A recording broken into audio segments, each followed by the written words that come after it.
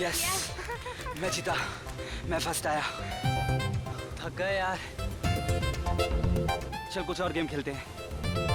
Football खेलें? नहीं यार, कुछ बैठने वाला गेम खेलते हैं। अंताक्षरी? नहीं।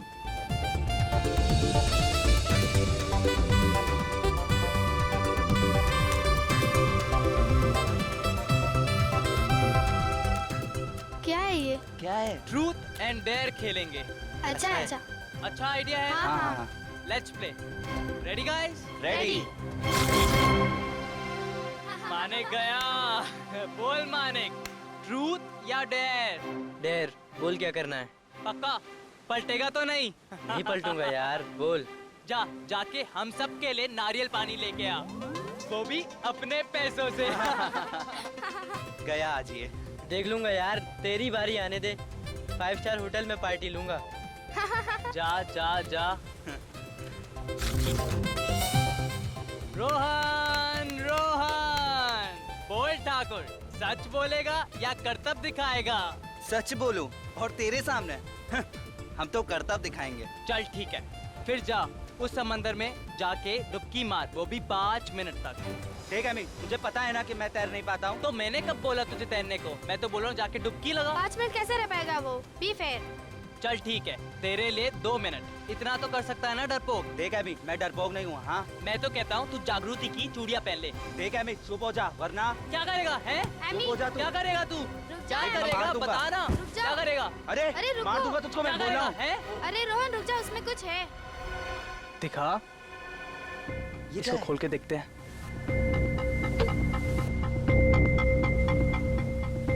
अरे रुक, ये क्लिप है ना, इससे निकाल।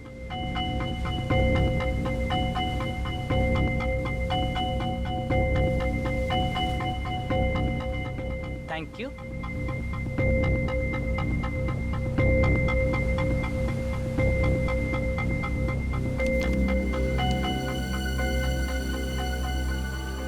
क्या लिखा है इसमें?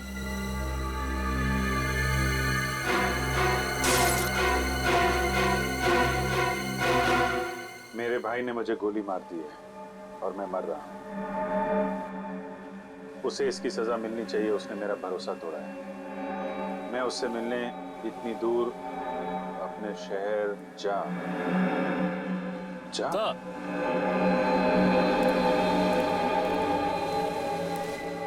इस बॉटल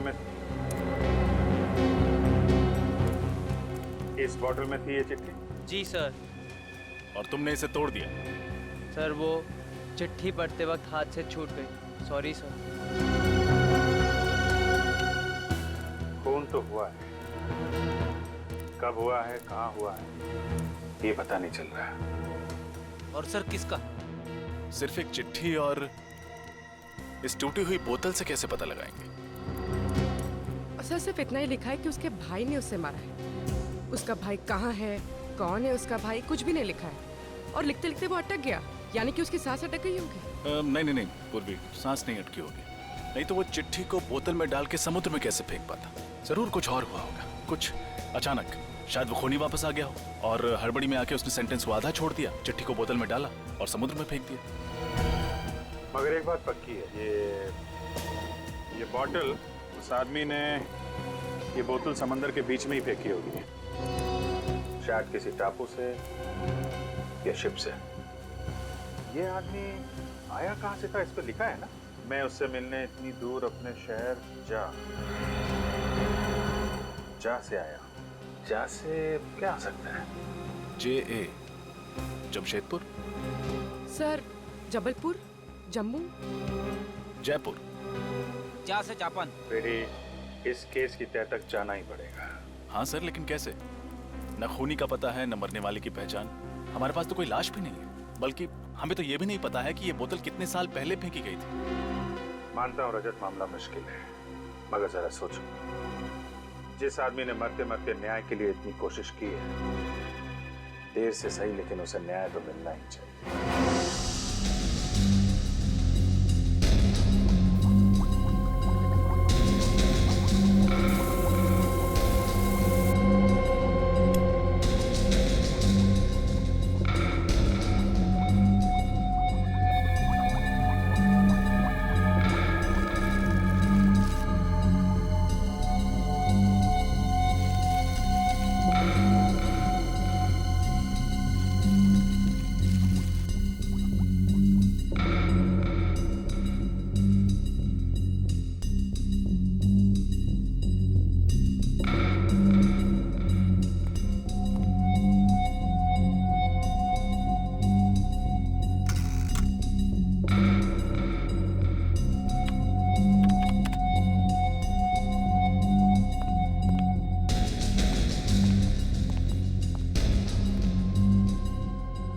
बहुत बिजी है, मुंडी ऊपर करने के लिए भी वक्त नहीं है। तो और क्या, मुझे 24 घंटे बिजी रखना तो तुम्हारा परम कर्तव्य है और मानना पड़ेगा बॉस, तुम अपने कर्तव्य को बहुत जिम्मेदारी के साथ निभाते हो। मेरी तारीफ कर रहा है या? तारीफ बॉस, 100% तारीफ। तो फिर पता क्या पता चला? इस बार ज्यादा कुछ पता नहीं चला बॉस। हथियार डाल दिया ना सारुण जी? अरे बॉस क्या है, मैं इस बोतल को अच्छी तरह से चेक करके कुछ और पता लगाने की कोशिश कर रहा था बॉस, लेकिन सारुण के हमारे पास ये बोतल और वो चिट्ठी, सिर्फ 2 ही सुराग है। और फिर ये भी पता नहीं कि खून 1 साल पहले हुआ या 10 साल पहले, इसलिए रो मत। एक मिनट, रो नहीं रहा, 1 मिनट ठहरो जरा।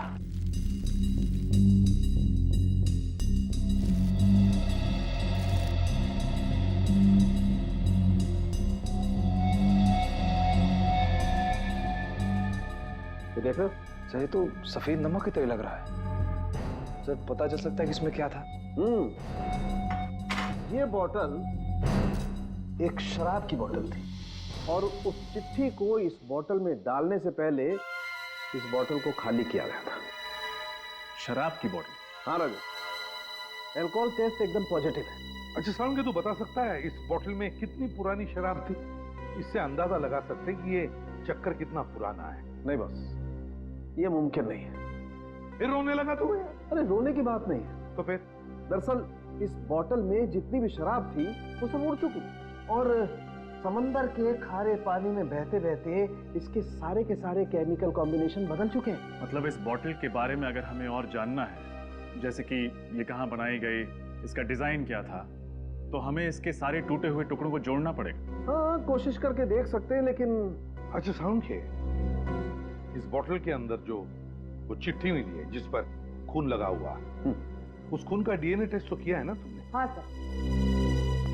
तो फिर क्या पता चला? ये खून किसी आदमी का है जिसकी उम्र 30 से 40 साल के बीच की होगी। लेकिन साहब, इसके अलावा हमें और कोई खास बात नहीं पता चली जिससे इस आदमी की पहचान हो सके। अच्छा, और कुछ नहीं? नहीं, क्योंकि खून पूरी तरह से सूख चुका है, इसलिए ये पता लगाना बहुत मुश्किल है कि कितने साल पहले इस कागज पर लगा होगा। लेकिन ये कागज, इस कागज से तो कुछ पता चला होगा। हाँ, ये कोई साधारण कागज नहीं है। मैंने इस कागज के छोटे से टुकड़े पर एक खास केमिकल टेस्ट किया है। ये देखिए सर, ये हरे रंग के दाग दिख रहे हैं आपको? हाँ। ये क्लोरोफिल के दाग हैं जो हरे पत्तों पे पाए जाते हैं, प्लांट सेल्यूलोज। सर, ये कागज कोई मशीन में बनाया हुआ कागज नहीं है, इनफैक्ट हैंडमेड पेपर है जो सूखे फूल और पत्तों से बनाए गए। और एक बात सर, इस पेपर पर यहाँ पर मुझे कुछ एम्बॉस किया हुआ दिखा है।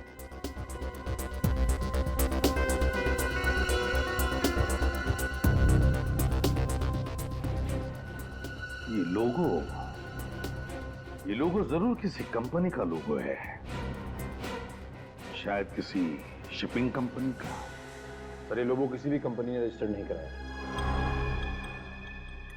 सर, ये लोगो आधा है आधा नहीं। हम पेंट करके इसको पूरा करने की कोशिश भी तो कर सकते हैं।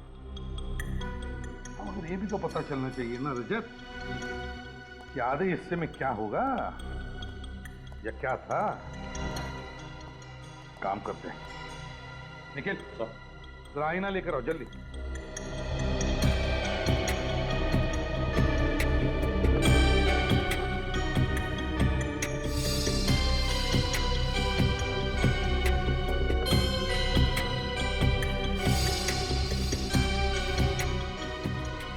ये देखो सर, रिफ्लेक्शन में तो साफ दिख रहा है बी अक्षर, कैपिटल बी।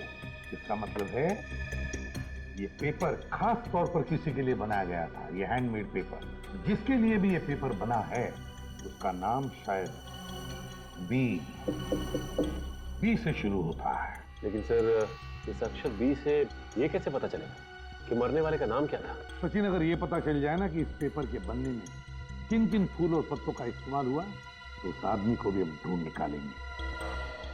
सर, फूल पत्तों की खास जानकारी तो एक बॉटनिस्ट को ही होगी। बॉटनिस्ट? मिस्टर अभिजीत, आपकी ये फॉरेंसिक रिपोर्ट 100% सही है। ये पेपर वनस्पति के अलग अलग भाग से बनाया है, जैसे कि फूल, पत्ते, घास और पेड़ की शाखाओं को सुखाकर बनाया गया है। सर ये तो बहुत कॉम्प्लिकेटेड रेसिपी है। किस चीज का कितना भाग है ये कैसे पता चलेगा? अगर आप चाहें तो इस पेपर के मैं सारे भाग, सारे कंपोनेंट अलग करके आपको दे सकता हूँ, लेकिन पहले मुझे पता तो चले कि आप एग्जैक्टली जानना क्या चाहते हैं। जानना तो हमें ये है सत्कार जी कि जिस आदमी ने ये नोट लिखा है वो कौन था और रहता कहाँ था। अब ये मैं कैसे बता सकता हूँ? ठीक है, फिर आप ये बता दीजिए ये जो पेपर जिन फूल और पत्तों से बना है वो कहाँ पाए जाते हैं? सर इसके लिए मुझे थोड़ा वक्त चाहिए, कुछ टेस्ट करने पड़ेंगे और टेस्ट के वक्त शायद ये नोट खराब हो सकता है। नहीं, आप उसकी चिंता मत कीजिए, इसका फॉरेंसिक एग्जामिनेशन हो चुका है।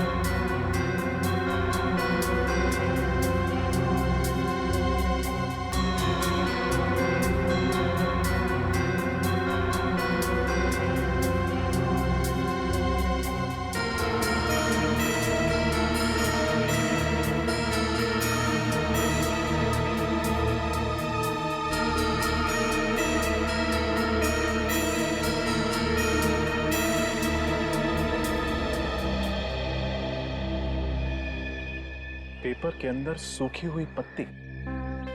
ऐसा ही एक स्पेसिमेन मेरे पास भी है।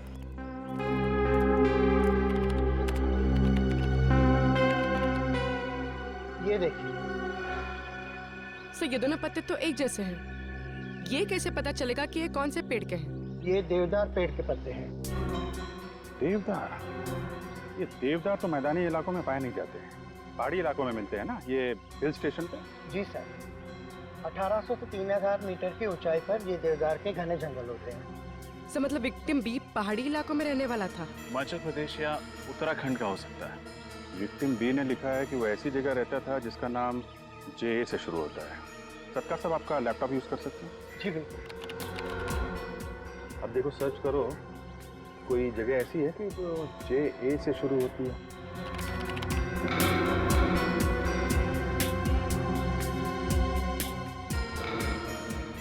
सर उत्तराखंड में तो ऐसी कोई जगह नहीं है। हिमाचल प्रदेश देखो।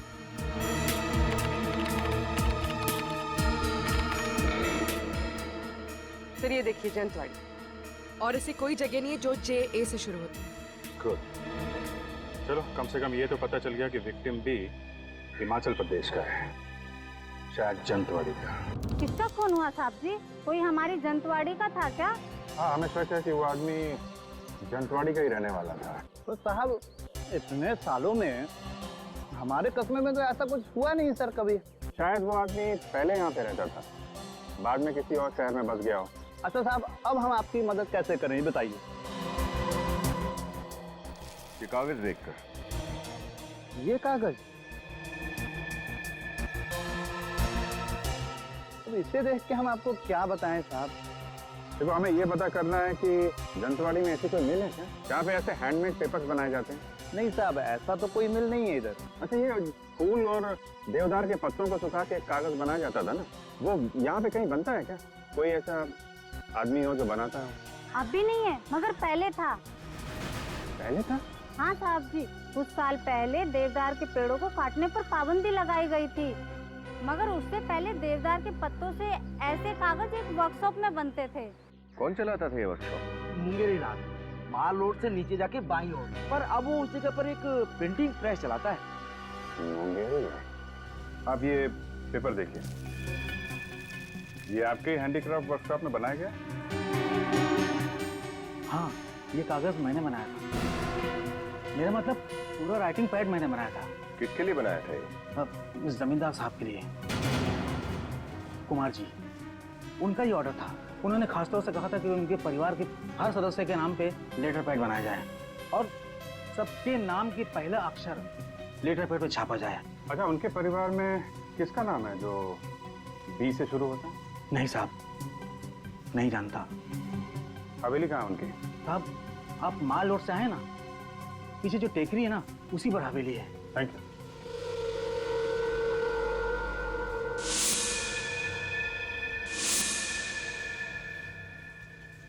हेलो, सीआईडी के लोग आए थे यहाँ पे।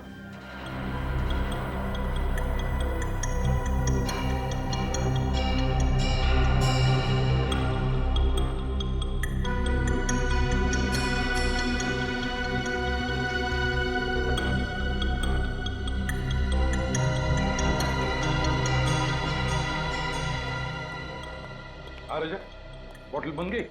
यस सर, हो गया। Wonderful, very good. सर, ये बॉटल की एक तरफ किसी कंपनी का लोगो छपा हुआ है। हाँ, ठीक है। और बॉटल की दूसरी तरफ 50 एम्बॉस्ड है।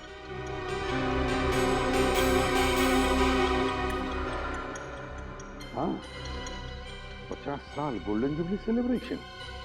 तो हो सकता है स्पेशल एडिशन के लिए कोई खास बॉटल बनाई हो। हाँ, हो सकता है। एक काम करो, इंटरनेट से पता लगाओ ये लोगो किस शराब बनाने वाली कंपनी का है।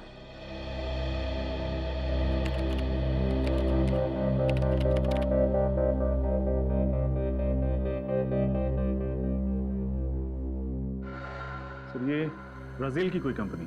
और शराब भी ब्राजील की ही है।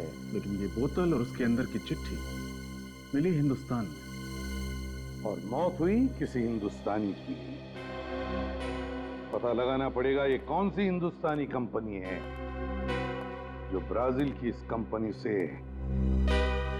शराब आयात करती है, इंपोर्ट करती है।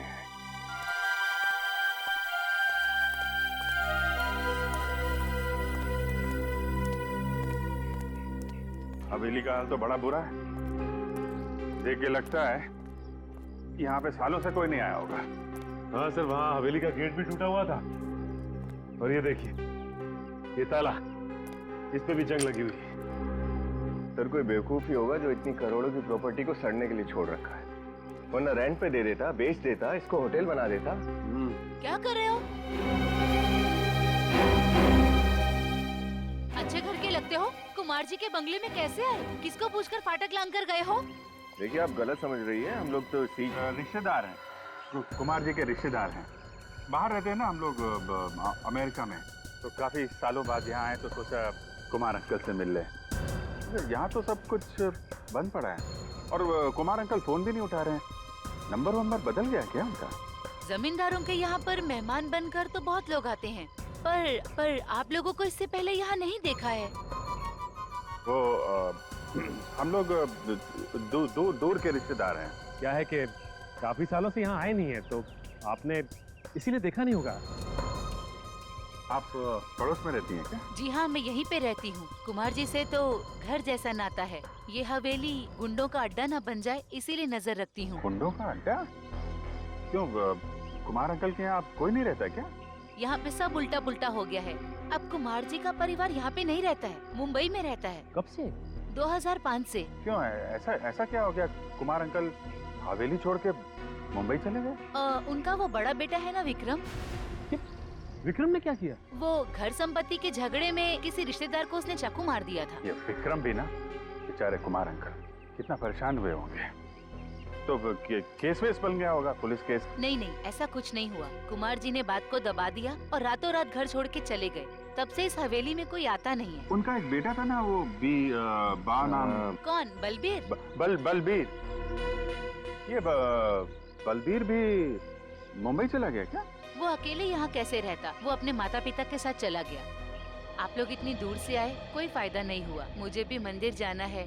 अब आप लोग भी जाइए। नमस्ते। Thank you.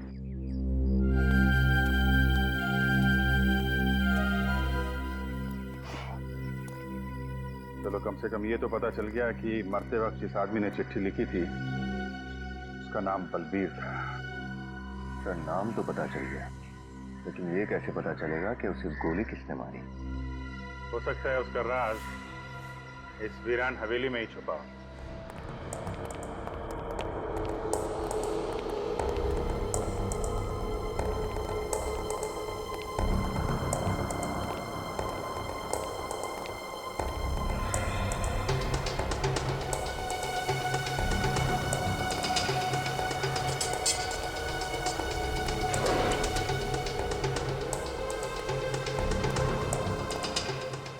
चेक करो, शायद कोई काम की चीज मिल जाए।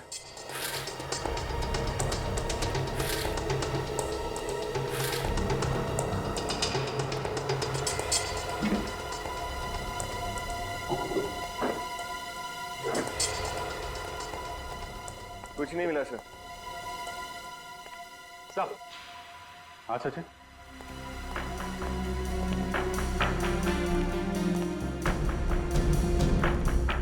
ये देखिए, बॉम्बे के कुछ नंबर, रियल स्टेट एजेंट्स। रातों रात हवेली छोड़ के भागे हैं तो मुंबई में घर तो चाहिए होगा ना? हाँ सर, तो ये लोग काफी अमीर लोग हैं। मतलब किराए के घर में तो नहीं रह रहे होंगे, कहीं ना कहीं फ्लैट खरीदा होगा या बंगलो खरीदा होगा। फ्लैट खरीदा या बंगलो, ये तो स्टेट एजेंट्स ही बताएंगे। मैंने ये जो बाहर औरत मिली थी ना, रजनी, उससे इस घर में रहने वालों के स्केच बनवाना। यस सर, ये शराब इंडिया में सिर्फ 3 कंपनियां इंपोर्ट करती हैं और उनमें सबसे बड़ा इंपोर्टर मैं हूं। और इस पे जो 50 का मार्क क्या है? ब्राजील की कंपनी ने जब 50 साल पूरे किए तो उन्होंने एक स्पेशल कंसाइनमेंट तैयार की थी, limited edition. Limited edition? Yes sir, special edition. तो ये लिमिटेड एडिशन की शराब को इंपोर्ट करने का कॉन्ट्रैक्ट भी इन तीनों इंपोर्टर्स को मिला था? नो सर, सिर्फ मेरी कंपनी को ही मिला था। अक्टूबर 2007 का ये स्पेशल बैच था। अक्टूबर 2007 का लिमिटेड एडिशन। मुझे लगता है कि इस बलवीर का मर्डर उसी समय हुआ होगा। मिस्टर उत्तम, हमें लगता है कि बलवीर का खून किसी शिप में हुआ था। क्योंकि आप ये शराब इंपोर्ट करते हैं तो आप इसे सप्लाई भी करते ही होंगे। 2007 का रिकॉर्ड चेक करके बता सकते हैं कि आपने 2007 में ये शराब किस किस को सप्लाई किया था? हाँ सर, मैं अभी बताता हूँ। प्लीज।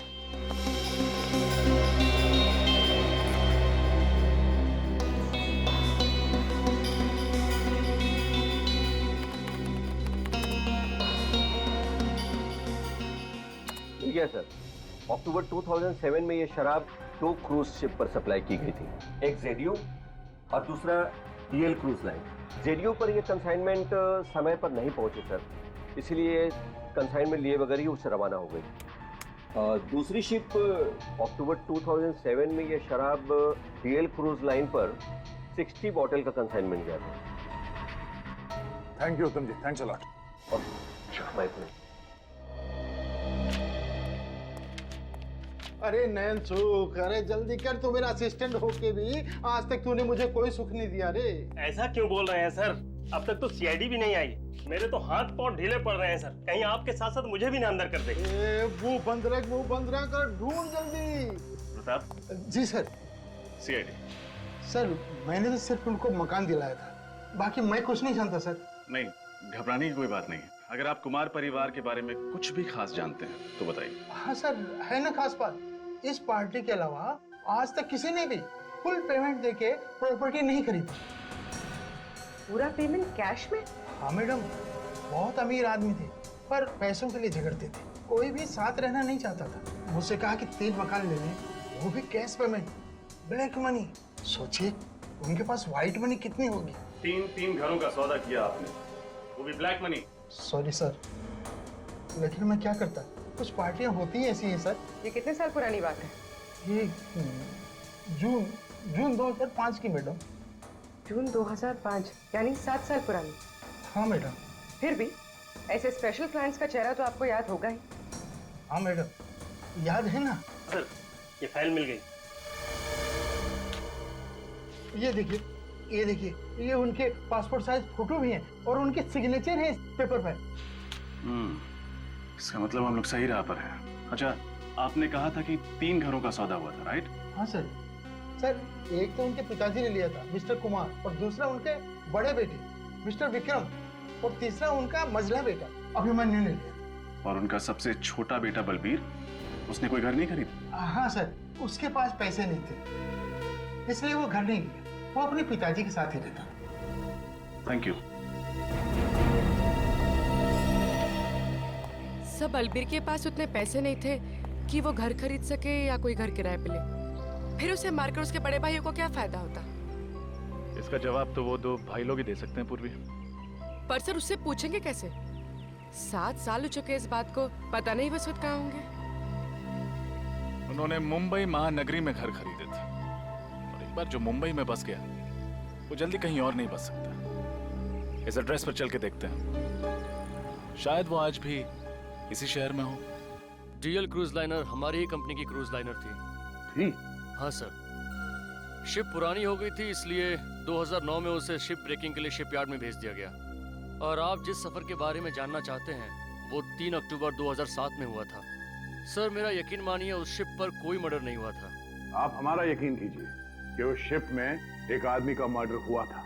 सर मैं यहाँ 9 साल से काम कर रहा हूँ और मेरे जहाज पर कोई मर्डर हो और मुझे पता ना हो, ऐसा तो हो नहीं सकता। 3 अक्टूबर 2007 उस जहाज में जितने भी लोग थे स्टाफ में, उनका नाम तो याद होगा ना आपको? बुलाइए उन्हें जल्दी। जी सर। सुरेश, तुम और राहुल मेरे कैबिन में आओ। पैसेंजर लिस्ट चाहिए हमें। जी सर।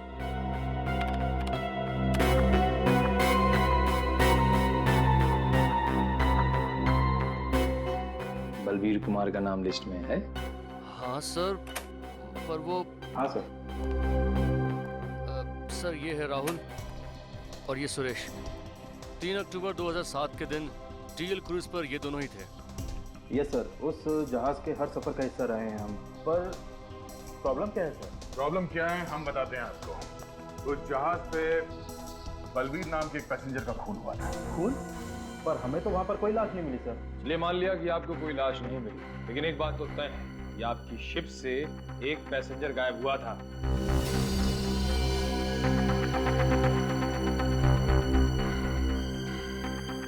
हाँ सर, एक पैसेंजर गायब तो हुआ था। तो तुम लोगों ने उसे ढूंढने की कोशिश नहीं की? हाँ? सर पूरा शिप छान मारा पर वो पैसेंजर हमें नहीं मिला। हमें लगा कि वो शायद गलती से समुद्र में गिर गया हो और उसके फैमिली वालों ने भी उसके बारे में कोई इंक्वायरी नहीं की। तो पैसेंजर लिस्ट चेक करो। बलबीर का भाई या उसका कोई रिश्तेदार साथ में था क्या?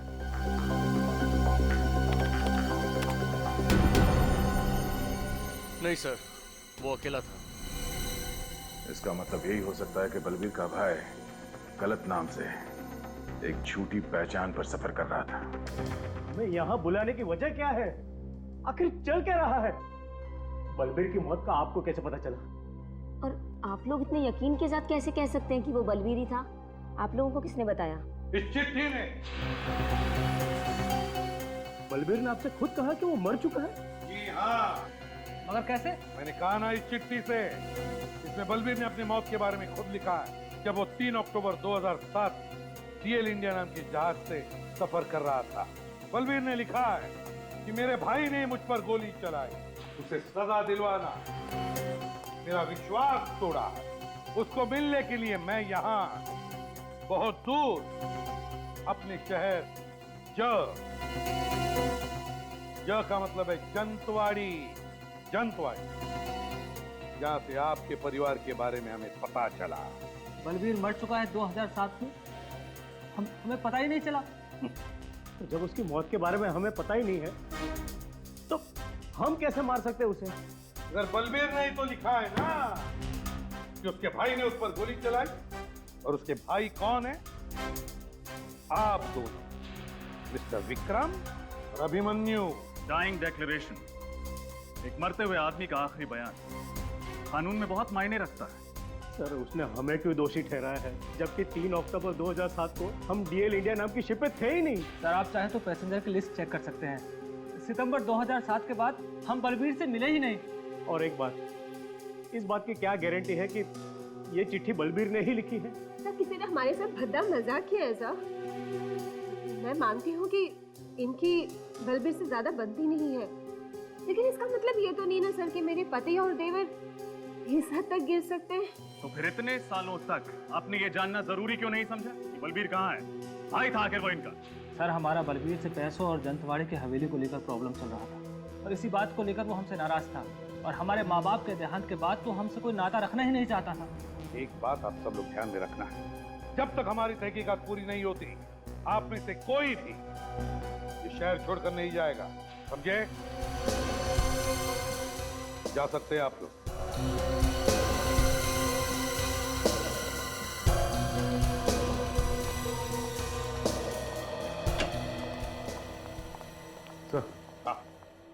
एयर इंडिया से ट्रैवल कर रहे हैं सभी लोगों की डिटेल्स मिल गई है सर। बाकी लोगों का तो पता चल गया है, लेकिन एक प्रत्युषा नाम की लड़की है जो गलत नाम से ट्रैवल कर रही थी और तो और जो एड्रेस दिया था उसने वो भी गलत है सर। प्रत्युषा, तो हो सकता है ये लड़की उस भाई के साथ मिली हुई हो उस खून में, और ये भाई गलत नाम पे ट्रैवल कर रहा हो।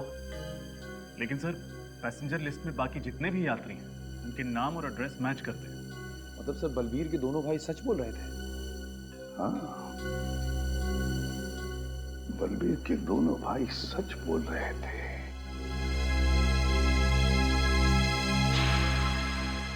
अच्छा, क्या हुआ सर? रजत, बलबीर के भाई विक्रम और अभिमन्यु ने हमसे कहा कि सितंबर 2007 के बाद उन्होंने बलबीर को देखा ही नहीं था और बलबीर की मौत हुई अक्टूबर 2007 में। तो इसका मतलब है उस एक महीने में, मतलब सितंबर और अक्टूबर के बीच बलबीर जंतवाड़ी में ही था, जंतवाड़ी में।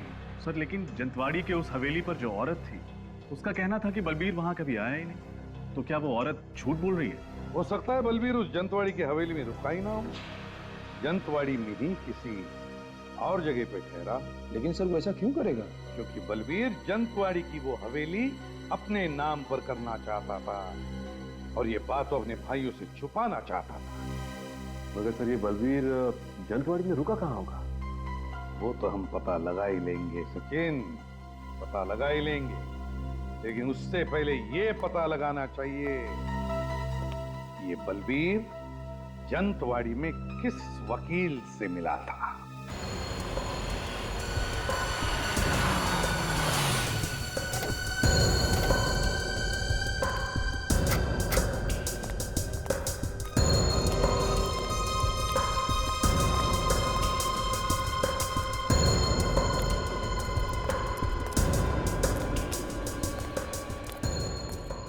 अरे अरे अरे, कहाँ जा रहे हैं साहब आप लोग?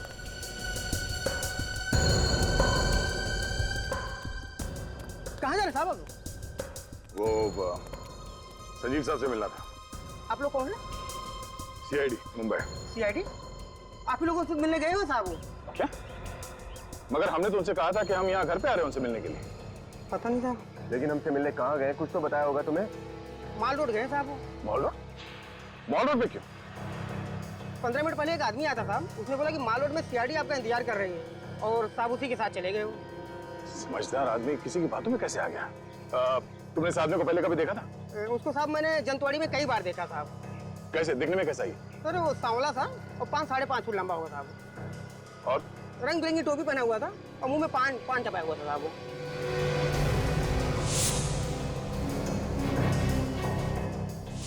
सर हम इस आदमी से पहले मिल चुके हैं, कहीं ये वही तो? कैसे गए वो लोग? वो जो आदमी आया हुआ था साहब उसी की गाड़ी से गए। कौन सी गाड़ी, किस रंग की गाड़ी? सफेद रंग की वैन थी साहब। संजीव की जान को खतरा है, चलो।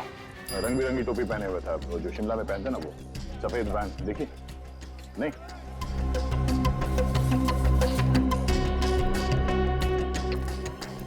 देखिए, आपने किसी ऐसे आदमी को देखा है जिसका रंग सांवला सा है, कद करीब 5-5.5 फीट इंच और सर पर रंग बिरंगी टोपी पहनता है जिस पर हाथ की कारीगरी हुई है, सांवला सा है, अक्सर पान चबाता हुआ यहीं मार्केट में घूमता रहता है और शायद उसके पास सफेद कलर की वैन है।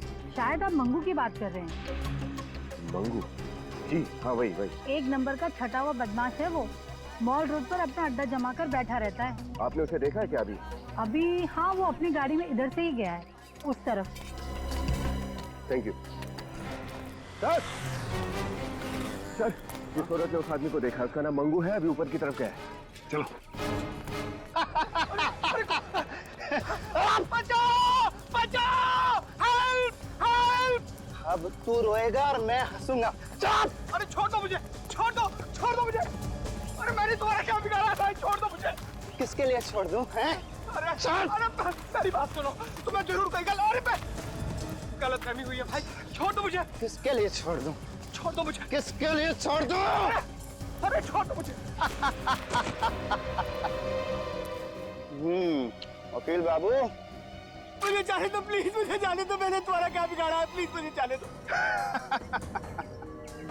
क्या है ना वकील साहब कि अगर आप जिंदा रहे तो बलबीर के बारे में सीआईडी को सब पता चल जाएगा। अब बलबीर का राज छुपाने के लिए मोटा पैसा लिए। क्या है वकील बाबू, आपकी जबान तो बंद होती नहीं है वकील साहब, मरना तो पड़ेगा ही ना आपको। देखो मैंने तुम्हारा क्या बिगाड़ा, तू मुझे क्यों मारना चाहते हो? मैंने तुम्हारा क्या बिगाड़ा? देखो मुझे जाने दो मुझे, प्लीज मुझे जाने दो, मुझे मत मारो।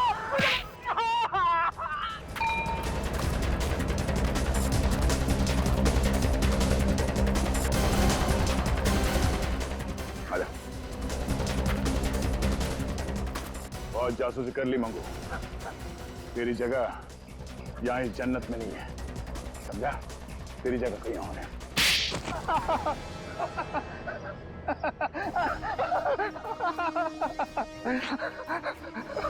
जो कुछ बताएगा सच सच बताना, वरना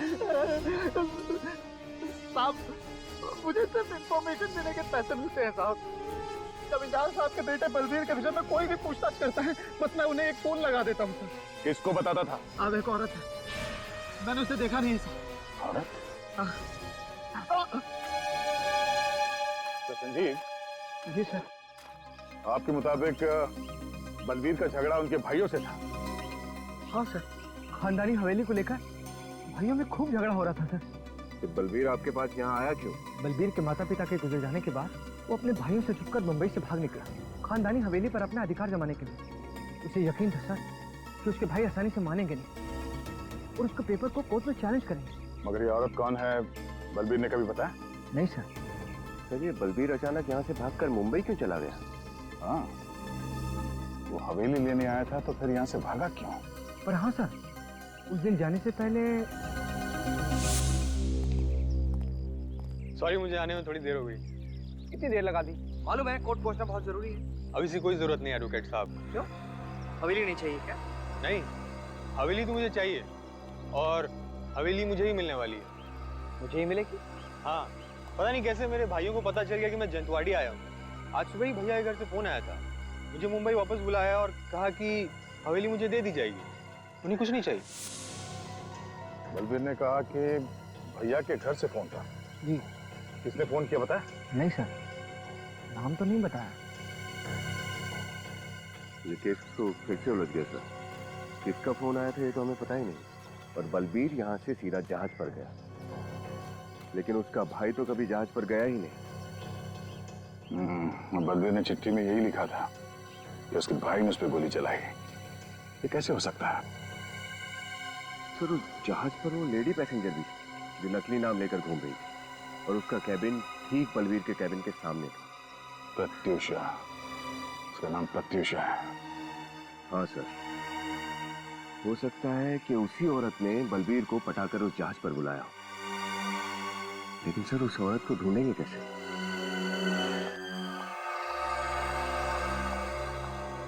जी कहिए।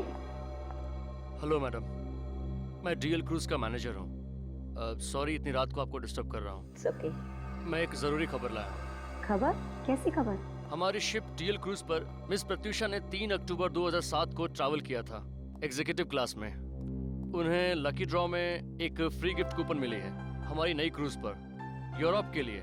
तो क्या मैं मिस प्रत्यूषा को पर्सनली ये फ्री गिफ्ट कूपन दे सकता हूँ? प्रत्यूषा? कौन प्रत्यूषा? देखिए हमारे घर में इस नाम की कोई औरत नहीं रहती है, आप शायद गलत एड्रेस पे आए हैं। मिस प्रत्यूषा 91 पॉकेट ए, सतारा कॉलोनी, 7 बंगलोज, अंधेरी वेस्ट, मुंबई। बिल्कुल सही एड्रेस पे आए हैं सर।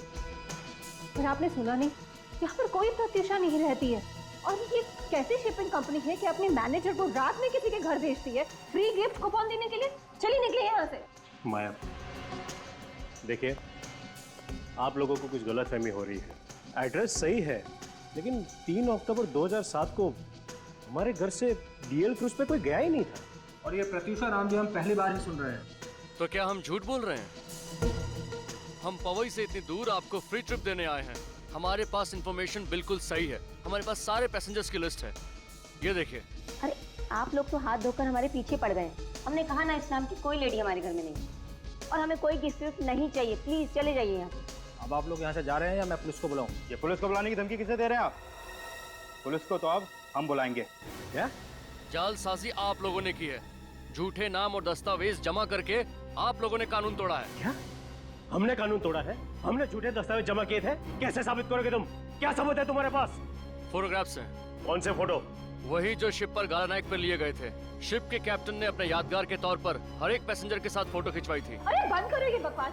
ना ही मैंने यहाँ का एड्रेस दिया था और ना ही शिपर को ऐसे गाला नाइट हुआ था, और ना ही मैंने सिर्फ कोई फोटोग्राफ खींचा था। तो कहाँ से दिखाएंगे आप फोटोग्राफ? हाँ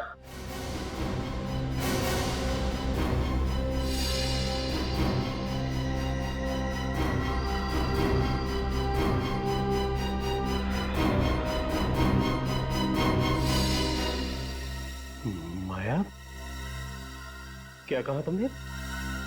तुम्हें कैसे पता चला कि उस दिन क्रूज पर कोई गाला नाइट हुई नहीं थी और प्रत्युषा ने कोई फोटो नहीं खिंचवाई थी?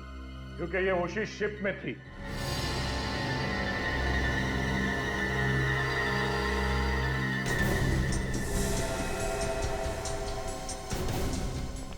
राइट माया? या प्रत्युषा को? हाँ? क्यों क्यों मारा बलबीर को?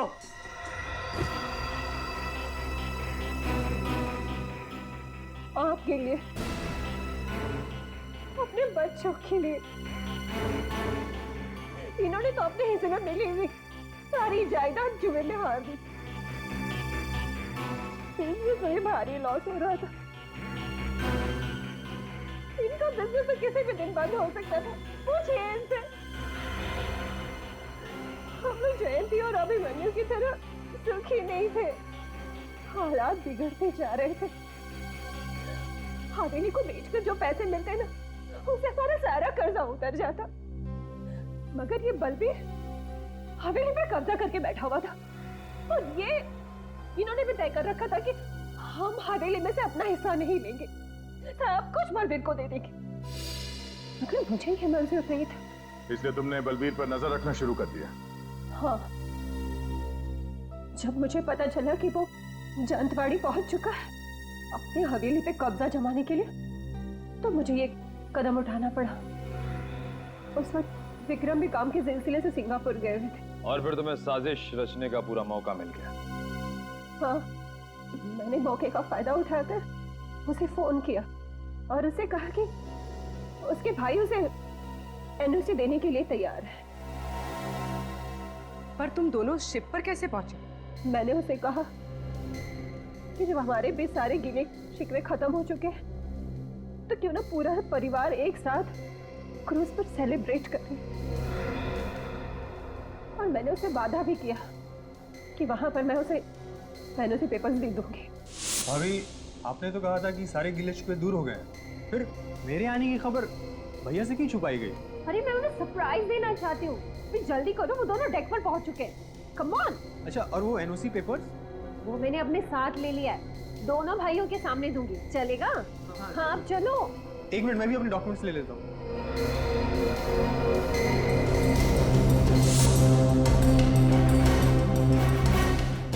अरे ये अब क्या करी भाभी? बलबीर बेवकूफ तो था नहीं। उसे पता था कि सिर्फ विक्रम के एनओसी से कुछ नहीं होगा, इसलिए मैंने अभिमन्यु भैया का भी नाम जोड़ दिया। एनओसी और अपने भैया से मिलने की खुशी में बलबीर तुम्हारे झांसे में आ गया और तुमने उसे गोली मार दी। लेकिन बलबीर ने तो उस चिट्ठी पर लिखा था कि उसे उसके भाई ने मारा। गोली चलाते वक्त मैंने उसे कहा था कि उसका भाई उससे नफरत करता है। तुम उसके रास्ते के कांटे हो, वो नहीं चाहते कि तुम जिंदा रहो। ये सोचो कि ये गोली मैंने ही तुम्हारा भाई चला रहा है। और ये सुन के बलबीर टूट गया, सदमा बर्दाश्त नहीं कर पाया और चिट्ठी में ये लिख दिया कि उसके भाई ने उसे गोली मारी।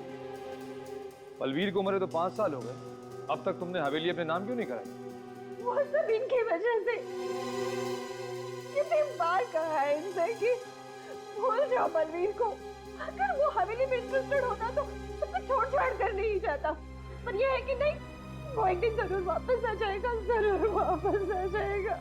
पर विक्रम को मालूम नहीं था कि बलवीर कभी वापस आने वाला नहीं था, क्योंकि तुमने उसे मार दिया था। भाभी मां समान होती है और तुमने उस रिश्ते को बदनाम किया है और इस घर को भी तोड़ दिया। You are under arrest Mrs Maya.